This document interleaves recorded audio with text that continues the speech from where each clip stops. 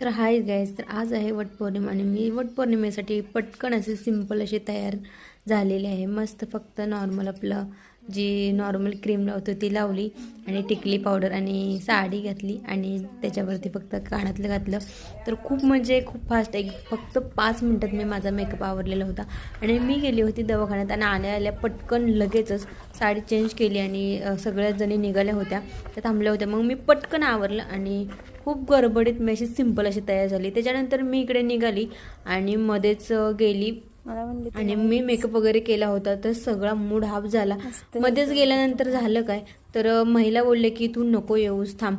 म्हटलं असे का बोलतात, आधी मेकअप वगैरे सगळं केला आणि त्याच्यानंतर अर्ध्यात गेल्यानंतर सांगितलं की यायचं नसतं, वडाला फेरे घालायचे नसतात. तर त्याच्यानंतर का तर कसला वरायला भूक लागली मला लगेच. आणि मग मला अर्ध्यातूनच माघारी पाठवलं, कारण बोलू प्रेग्नन्सीमध्ये वडाला जात नाहीत म्हणून. तर बघा मी आली घरी आणि त्याच्यानंतर हे बघा आमच्या घराच्या इथलं मंदिर वगैरे आहे आणि महिला मस्त जात होत्या वडाला आणि मी इथूनच फक्त बघत होते बघा. तर येता येता त्या मंदिरातसुद्धा जात होत्या. तर मला खूप वाईट वाटलं, मी एवढ्या फास्ट 5 मिनटात सगळं आवरलेलं होतं आणि मला रिटर्न यावं लागलं. आधीच मी खूप दमलेली होती कारण मी डॉक्टरकडे गेलेली होती.